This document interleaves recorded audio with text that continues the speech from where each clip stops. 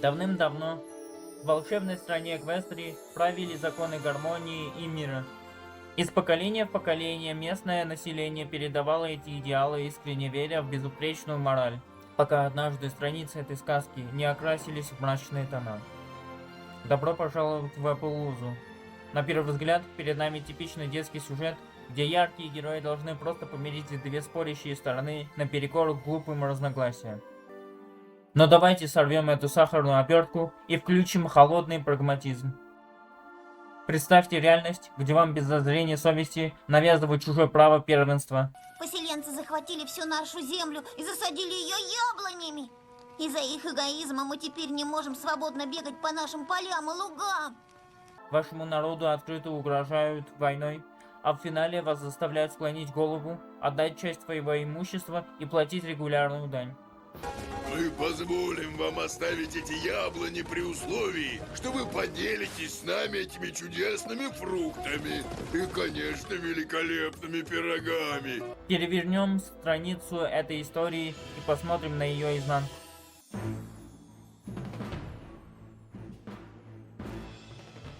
Давайте уберем всю магию, пастельные тона и говорящих животных. Посмотрим на сухие факты. Мы имеем группу поселенцев. Это цивилизация, которая пришла на абсолютно пустую, дикую и неэффективную землю. Они построили дома, заложили инфраструктуру, сажают сады и создают материальную ценность там, где не было ничего, кроме пыли и песка. И кто приходит? Приходят те, кто держится за исторический контекст, те, кто нападают и грабят нас, а следом заявляют: эта земля принадлежит нам, потому что наши прадеды бегали здесь. Должен отметить, что бизоны заявляют права на землю, будучи кочевниками. Но кочевники по определению не администрируют территорию, они через нее проходят. Сценаристы наделяют их правом собственности по факту исторического присутствия, что юридически ничтожно. По сути, нам пытаются продать идею, что если ты прошел по пустыне 1000 лет назад, то теперь ты можешь требовать долю с любого бизнеса, построенного на этой земле. Это обычный рейдерский захват, замаскированный под историческую справедливость. Пустыня физически безгранична, но бизоны, обладая всей мощью кочевников и своих тел, застряли из-за пары деревьев. Это физически невозможно. И при этом это главная проблема серии, оправдывающая конфликт. Сценаристы сами загоняют себя в логическую ловушку. Если бизоны были первыми, то они не кочевники с вековыми тропами, а оседлый народ, который не имеет права на статус кочующего племени. Если же они кочевники, они не имеют права на землю. Но сценарист пытается усидеть на двух стульях, доказать, что они коренные жители и кочевники. Это противоречит самому себе в каждой сцене. А как насчет похищения Спайка? Якобы перепутали с деревом. Сценаристы наглым образом стирают грань между тяжким преступлением и невинной оплошностью. Зрителю внушается опасная мысль: если ты угнетенный и у тебя есть традиции, тебе можно похищать разумных существ, а в ответ достаточно просто извиниться и все будет нормально. А как насчет их реальной дипломатии или его отсутствия? Бизоны не ведут переговоры, они используют тактику террористов, выдвигают невыполнимый ультиматум и скрываются в пустыне, делая любой диалог невозможным без обслуживания их потребностей. Мы пообещали быкам дать шанс поговорить с вами. Ах да. А как насчет самих жителей Апулузы? Их заставляют извиняться перед теми, кто угрожал их уничтожить. Понятие предрассудка применяется здесь к людям, которые просто защищают свои дома от вооруженных захватчиков. Сценаристы подменяют понятия, заставляют защиту собственности агрессии, а требование добровольно сдохнуть пониманием.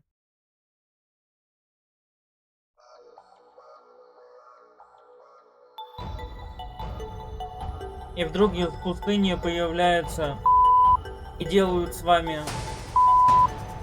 А если без мата, то какова их легитимная причина? У них тут, видите ли, традиция раз в год устраивать на этой территории свои ритуальные забеги. Уже много поколений наши предки скакали по этим бескрайним полям. Мой отец скакал на этих землях, и его отец, и отец его отца. А теперь задумайтесь над логистическим идиотизмом эвакуации. Пони предлагают эвакуировать город, зная, что поезд ходит раз в сутки. Это не предложение спастись, это предложение жителям выйти в пустыню и гарантированно умереть. Сценаристы даже не пытались продумать логистику, они просто выкинули город, чтобы создать драматический фон. Агрессор, который пришел разрушить инфраструктуру врага, настолько зависим от этой самой инфраструктуры, что не может даже воевать без колокола на городской ратуше. Это не армия завоевателей, это группа беспомощных придурков. Нам ни разу не показывают, как бизоны выживают в пустыне, если они презирают земледелие и торговлю. Они существуют не как живой народ, а как функциональные NPC, которые прописаны только ради того, чтобы раз в год пробежать по тропе. У них нет ни культуры производства, ни экономики, только бесконечный ресентимент. Они похитили меня по ошибке. Им очень стыдно за это, бедные. К счастью для меня, они уважают драконов.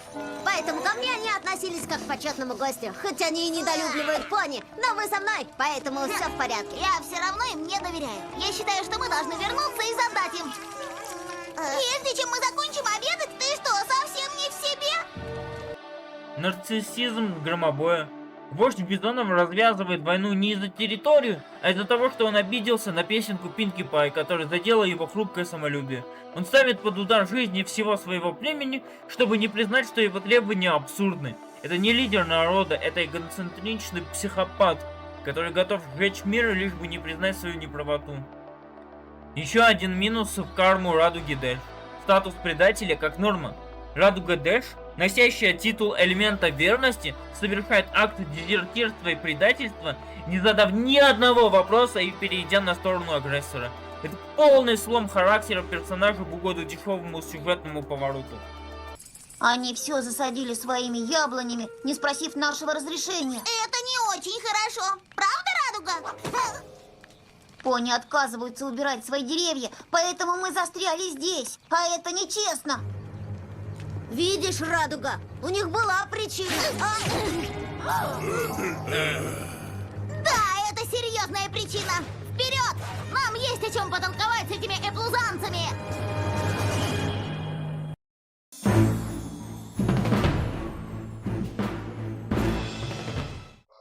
Еще один забавный момент — это пироговая война.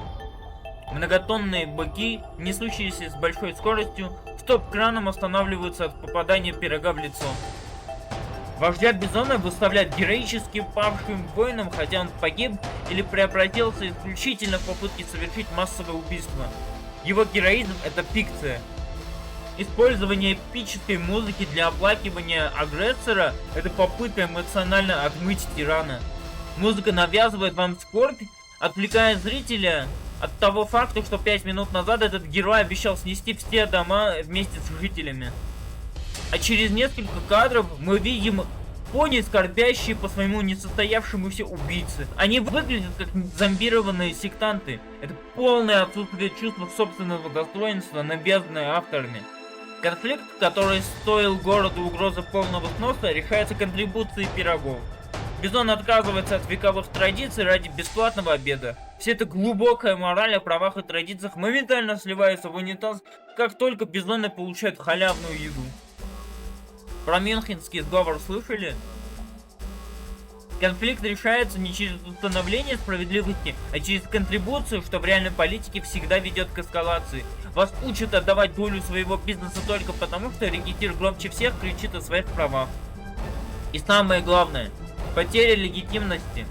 Twilight Sparkle своим мирным планом подписывает себе политический приговор. Лидер, который принуждает своих граждан к капитуляции перед бандитами, теряет власть.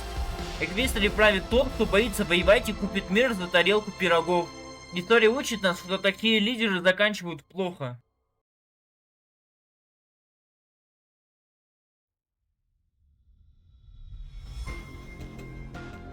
Что происходит, когда акт откровенной агрессии густо размазывают по экрану вместе с детским морализаторством? Перед нами предстает идеализированная, мягкая манипуляция. Она превращает реальное преступление против собственности в обычное недопонимание, а силовой шантаж в законный повод для дружбы.